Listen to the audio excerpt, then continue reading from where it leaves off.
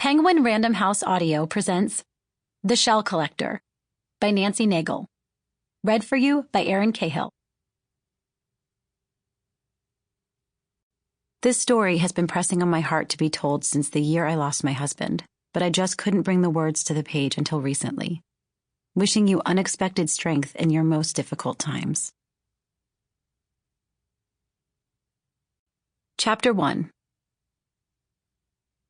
It was her nerves, not the December chill in the air this morning, that made her shiver as they sat on the tailgate of his pickup truck. She pushed her palm beneath Jack's warm hand. He'd be leaving shortly. She readjusted her position, hoping he hadn't noticed the fear racing through her right now. The last thing she wanted was Jack distracted by worry about her. He scooched closer, wrapping his arm around her. She nestled against his chest. A safe place. Behind them, squeals of excitement from an overzealous game of Ring Around the Rosie filled the air as Haley and Jessie climbed up on Jack's sea bag. One following the other, they leaped as if they were 10 feet off the ground. Round and round in the truck's bed, their 8-week-old English bulldog, Denali, chased them, nipping at their heels before tumbling unsteadily over his own paws. They'd celebrated Christmas early since Jack had to ship out. She'd been dreading this day.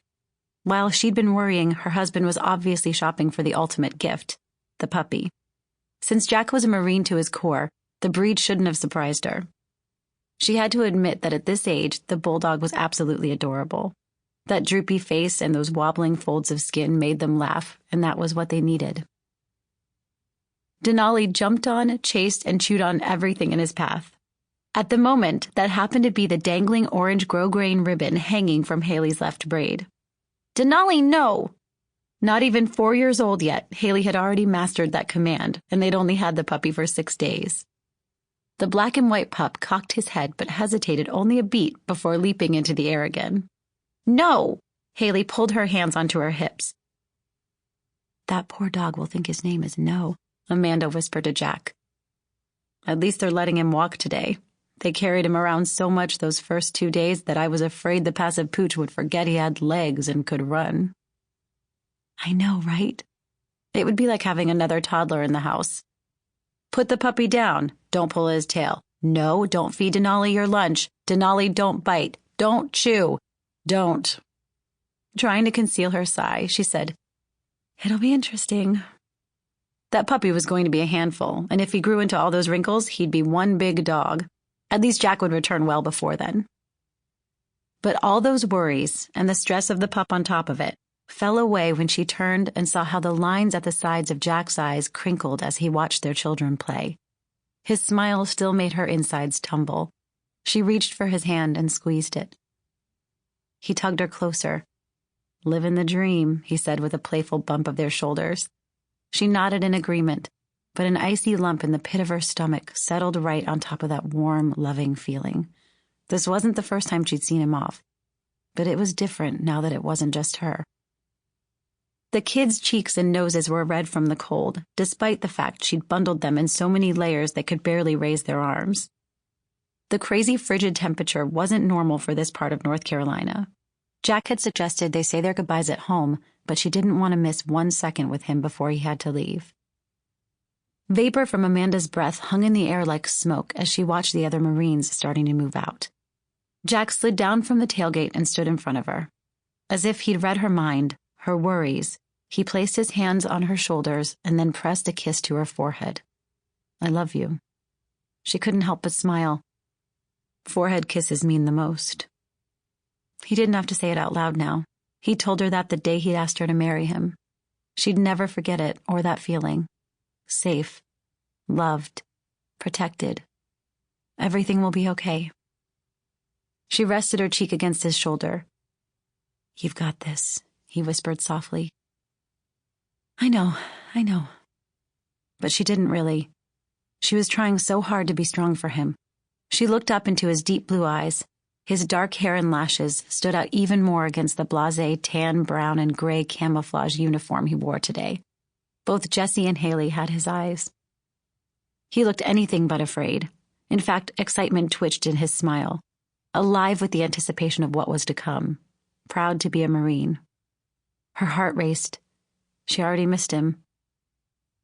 And we've been talking to Jesse and Haley about it. They'll be fine, he said. She knew better. Haley asked me this morning if we could have you make pizza tonight.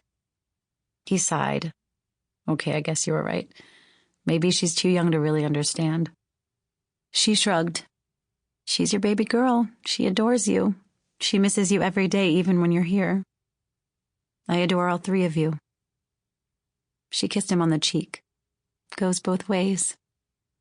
Amanda tugged her coat tighter, dipping her chin into the warmth of her white infinity scarf. 6 months. They'd been lucky it hadn't been a 12-month deployment. Be thankful. They sat quietly until Jack lifted her chin and brushed a strand of her hair back from her face. His eyes held her gaze. My beautiful wife, I love you.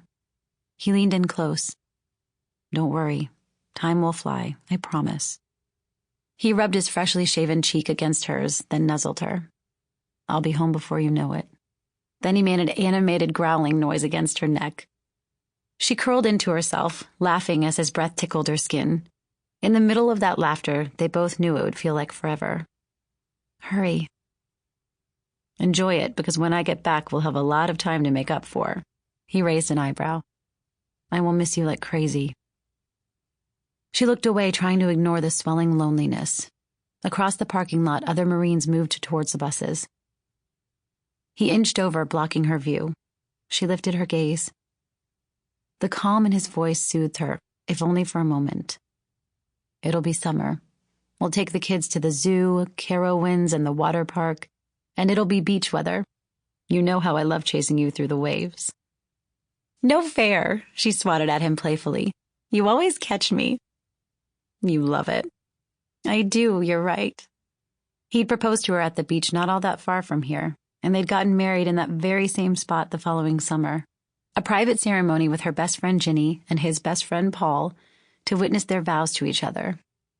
Her parents still hadn't forgiven her for not doing the big church thing. Instead, they'd had the minister from the chapel on base perform the private ceremony. It was small and perfect, a meaningful promise rather than a party. She'd never apologize for that. Jack leaned against her and made that stupid growly noise again that always made her laugh. And she did. Laugh, that is, because the truth was, it was every silly, stupid, playful, romantic thing this guy did that made her love him like no tomorrow. She squeezed his hands, wishing she could blink and spring forward 6 months. Standing tall, he repositioned his hat. It was time to leave. Amanda followed Jack's line of sight as he turned and looked at the 4 buses nose to tail at the end of the parking lot. In red script, holiday tours covered the side of the white buses as if all these folks were going on a fun excursion. But this wasn't a holiday, and it was definitely a different kind of tour, a tour of duty. The irony wasn't lost on her. A loud "Oorah!" carried across the parking lot.